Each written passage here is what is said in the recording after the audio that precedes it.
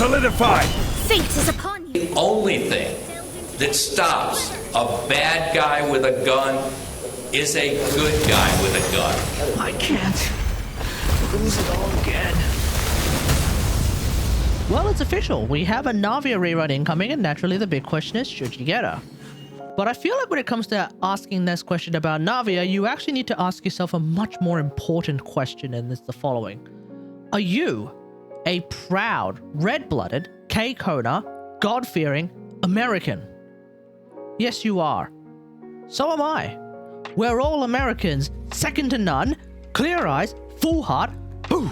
So you should totally get NAVIA. We're here with NAVIA and Masanori. Now, here's the thing about NAVIA. NAVIA is actually really satisfying to play. Not only can you play her as an on-field DPS, but you can also play her as a quick swap DPS, and I'll demonstrate both of these in a second. But the main thing about NAVIA is that she was the first character to come out with a gun, or in her case, a shotgun. So that's what's really cool about her. She can also turn crystallized shards into shotgun pellets, which basically meant that crystallized immediately became at least semi-relevant, specifically with her. So if you want to play her in a sort of on-field DPS sort of sense, we're not exactly doing on-field DPS per se.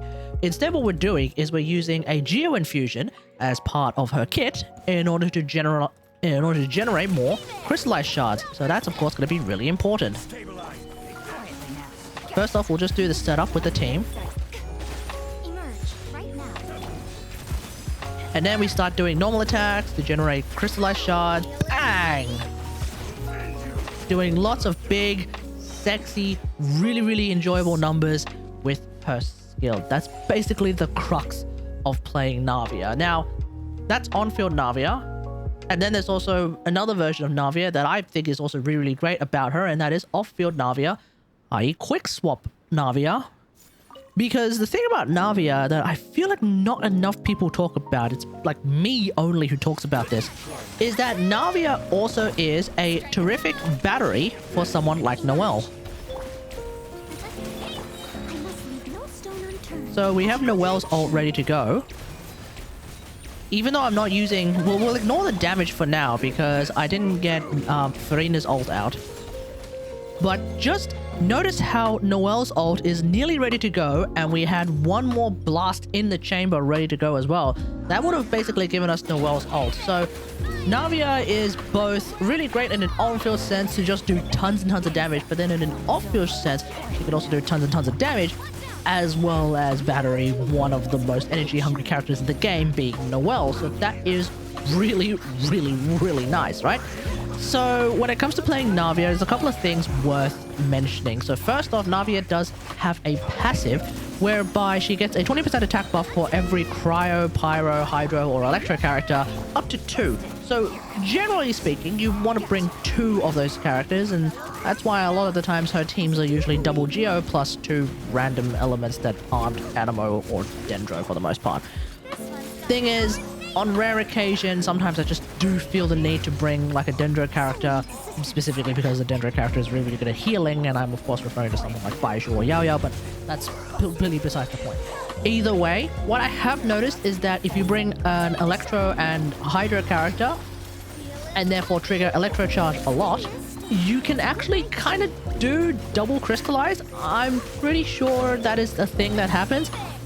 Don't quote me entirely on that, but I'm pretty sure that's a thing that happens because I've seen it. So yeah, that is something you could potentially look into. It is a way of getting more crystallized shards just that little bit faster. And when it comes to playing, you know, with Electro and Hydro characters, well, there is one character that's particularly interesting with NAVIA, and that is, of course, Kujosara. I like playing Kujosara with NAVIA because that way I also get an attack buff, so that's really nice. She is a big attack scaler, of course. Sometimes I read NAVIA's skill and feel like it's just really complex, but the reality is it's not actually that complex. I'm going to try and dial it down and dumb it down so that everyone can hopefully understand it as easily as possible. To quote RRR, in order to do NAVIA's skill, you only need to do 3 things. Number 1, Lord. And by doing that, you just need to collect as many crystallized shards as possible. The next thing is basically aim. You can use your hold skill to aim if you want, otherwise the general rule is to get as close to your target as possible. Range does seem to do something with regards to damage, at least in my experience anyway. And then finally, Shoot! obviously it's shoot. Need I say more? So when you want to maximize the damage that you're doing with your skill, first off, you want to try and get at least 3 crystallized shards before you use your skill, because that way your base damage gets a multiplier of 2, which is pretty huge considering that it's already like above 600% at level 8. So when you multiply it, you get to 1200%. And keep in mind, for reference, Lisa's held skill against a full stack enemy at level 13 only does 1000% as opposed to the 1200% rather for Navia. So that's really damn good. But if you can also get 3 additional crystallized shards to have a total of 6, then each crystallized shard after the 3rd one will give you an additional 15% geo damage bonus, which basically means you're doing at 6 shards the 200% base damage multiplier plus 45% geo damage bonus, which basically means you get a free cup out of that. So that's really nice as well. Okay, all of this to say, when you're playing on-field DPS if you will, with Navia, you get to focus on also using your normal attack chains. There has been some discussion about what kind of normal attack chain you should use. Apparently you should use N3-N2. I don't really think that's all that important. Just go for a full normal attack chain and have a good time, because it's a funny 4th attack that she has. Otherwise, if you want to play quick swap DPS, then obviously you're kind of relying just a little bit more on Navia's cannons. But if you're playing quick swap with, say, Ningguang or Navia, or Noelle rather, then you can also rely on Ningguang or Noelle to generate those crystallized shards that they can also collect, so that Navia has full power shotgun blast ready to go when you quick swap into her. So that's of course going to be really nice. So now that we know how to play Navia, let's talk about how to build Navia. So when it comes to Navia's artifacts, it's really straightforward. She's really got 3 ways of being built. The first one, and the one that you probably should aim for if you want to build her, is Nighttime Whisperers of the Echoing Woods, or whatever the bloody hell the name actually is. This is of course the artifact that came with her in patch 4.3. It is of course her signature artifact set. Hell, it's even color coded for her, and it's really good. It's also really good on Ningguang as well. So if you're interested in playing Navia and Ningguang, you can basically double farm for both of them, and that's exactly what I've done. So I've done a video on the power of Ningguang with Nighttime Whispering Woods if you're interested in that. But either way, as you can see in this video and various other demonstrations, the power of Nighttime Whisperers on Navia is really good. Just make sure that you have a crystallized shard on you ready to go, like you have a crystallized shield ready to go. Otherwise you will lose out on some of the damage that comes from this artifact set. My recommendation is using the hold skill. I personally prefer using the hold skill anyway, because it also sucks in crystallized shards, but more importantly, it just makes the shotgun feel nice and heavy and does a lot of damage and makes it feel really satisfying. So that's of course really nice. Otherwise, the alternative while you're farming for Nighttime of Whispering Woods is 2-piece Geo, 2-piece attack. Now, strictly speaking, Nighttime of Whispers will be better than 2-piece Geo, 2-piece attack no matter what. So long as your artifact stats are more or less the same, yeah, Nighttime of Whispers is just going to outperform 2-piece any day. And then if you're playing like quick swap and you don't really have any intention whatsoever of playing on-field Navia, then you could potentially look into running 4-piece Golden Troop, because the funny thing about 4-piece Golden Troop is that the effect lasts for 2 seconds if the character is on field. So if you're quick swapping, then you should be fine.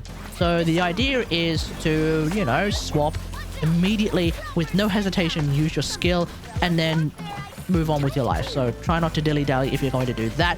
It's actually kind of fine. It's actually something that I was doing when Navia first released, because I didn't have a good Nighttime of Whispering Woods set. But now that I do have a Nighttime of Whispering Woods set, I probably would never go back to Golden Troop myself. So that's just something to keep in mind. When it comes to the artifact stats, attack geo crit is pretty much the way to go. Now, apparently, there has been some discussion about Navia having some really high energy requirements. In my experience, not really. I suppose when I'm playing on-field Navia on rare occasion, and I guess with really bad management in Spiral Abyss, I would find myself in desperate need of energy. But for the most part, this has never really been an issue, especially if you're playing quick swap Navia. The cannons being the reason why you would have so much energy regeneration aren't really that important at that point. So, in my opinion, like 20% ER, which is what I have, is absolutely perfectly fine. So if you ask me, I don't think ER is actually that big of a deal. If you're playing Golden Troop or if you're playing with Farina, you can always, you know, test against Masanori and see if an attack cup is better than a Geo cup. As always, test against Masanori if your attack cup is better than your Geo cup. But in terms of the stand, it's pretty much attack all the way. Now, let's have a look at Navia's weapon choices. So for the 5-star weapons, obviously her axe is her best in slot. It's her signature weapon. It makes perfect sense, right? But on top of that, Bacon of the Red Seas is actually kind of pretty decent. The only thing is that your first shotgun blast is not going to make use of the full power of Bacon of the Red Seas. And so long as you're not playing with a shielder per se, like if you're playing with, I don't know, the higher as opposed to a shielder, and you're able to get hit, then you may be able to get the full power of the Bacon of the Red Seas for the second shot, which is actually going to be really, really nice. And that should mean that Bacon is actually a pretty decent stat stick for Navia. Otherwise, the 33% crit rate is always much appreciated, right? And also, Wolf's Gravestone is going to be something that I'll just highlight as being kind of ridiculously goated, especially if your name is Kategari and you somehow have an R3 Wolf's Gravestone. That weapon ends up making your attack so insanely high that you end up doing quite a ridiculous amount of damage with Navia. So it's definitely something worth checking out. In terms of the 4 stars, though, for obvious reasons, and as per usual, Serpent Spine is just the way to go if you happen to be a Battle Pass player. It is the weapon that I'm using because I am a Battle Pass player. Unfortunately, Talking Stick is not the play at the present moment. I don't think there's anyone who can use Talking Stick right now, but we'll see. But either way, Serpent Spine is the way to go, right? Otherwise, if you happen to play the event in 4.3, the Ultimate Mega Magic Melusine Sword is actually kind of goated. It does give you some ER, around about 30%, which, like I mentioned, ER is not super duper important, but if you're absolutely desperate for the ult, then the ER is actually kind of useful. And then you also get a ton of attack from it as well. So that's really, really nice. Otherwise, if you want like a craftable option because you're a little bit desperate, then I guess there's Katsugakiri Nagamasa, which is actually pretty decent. It can get your ult back a little bit faster because not only does it have ER, it also has the Amadoma effect, basically, as I call it. But it's still alright because it also gives you some skill damage, and that's basically what Navia is all about. There's also some talk about running Sacrificial Greatsword on her, which is kind of hilarious because it does mean you get to use your shotgun blast usually 3 times, as long as you're relatively lucky, unless you have R5, in which case you'll basically always get the 3 shotgun blasts available. So it's something that you can do. You will need to be able to generate a lot of crystallized shards if you want to do full power shotgun blast all 3 times. Good luck. I think the Sacrificial Greatsword Navias out there have already figured out a way, so definitely worth checking out how they managed to do it. Because, yeah, if you're able to do that, your DPS per, I guess, rotation, if you will, kind of just jumps up by about 50%, which is really, really nice, right? And finally, let's briefly talk about Navia's Constellations. So Navia, like a lot of characters lately, thank goodness, is really, really good without any constellations. I have her at C0, and I have no intention of getting any of her constellations unless she has Chevy on her banner, in which case, okay, we'll see what happens. But either way, I won't be actively gunning for her constellations. That being said, though, her C1 is an energy constellation. Now, for those who are really, really desperate for her ult, this one is probably really, really good for her. I wouldn't know, I don't have first-hand experience, but it should be pretty decent for her. Her C2 is a crit rate boost, and on top of that, you also get a random ult cannon shot that hits enemies, and I suspect that should give you a shotgun pellet, so I guess you get a crit rate boost and like a free refund of 1 shotgun pellet ready to go in order to do tons of extra damage. Your C3 and your C5 are skill and ult levels, so that's obviously going to be really, really good. Ult levels, not so much, but definitely skill levels is really, really good. Her C4 is Geo Res Shred, but keep in mind you already get Geo Res Shred by bringing Geo Resonance, so double Geo already does the trick. You can also do that by bringing Zhongli, so I guess it's just on top of all of that, but any double Geo team you already are playing C4 Navia, technically, So yeah, there's that. And then there's C6 Navia, which is a big crit damage boost on top of the fact that when you have more than 3 shotgun pellets ready to go, you actually get a refund on the excess. So I guess in that regard, potentially playing her with Sacrificial Greatsword is even better. The ER is completely unnecessary at that point, but it doesn't matter. You're able to do 3 shotgun blasts at that point. Now there's an idea right there. So yeah, ultimately Navia offers just a very unique gameplay as a DPS character, not just as an on-field Geo character, but like also an off-field Geo, not really support per se, but like a battery for someone like Noelle, through her ultimate and I guess through her skill. So I highly recommend her if you're a Noelle player, but for everyone else, she's a lot of fun, and if you're into that kind of just really heavy shotgun blasting, definitely worth picking up because she's really, really fun. Let me know if they put all of this in the comments below. How do you feel about Navia?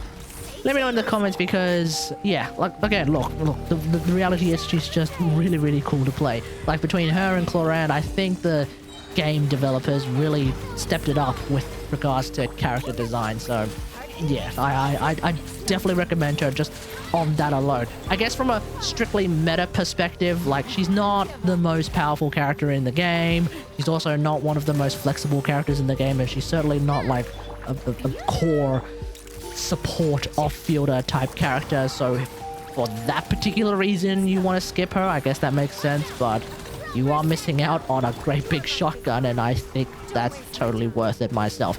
Anyway, hope you guys enjoyed this. If you like this video, hit that like button, subscribe for more Genshin Impact action, and until next time, I will see you guys later. Thanks for watching. Bye.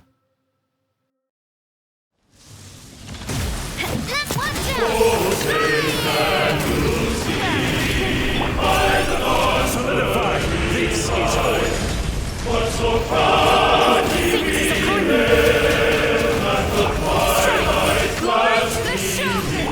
For the land of the free and the home of the brave. But I feel damn proud to be an American.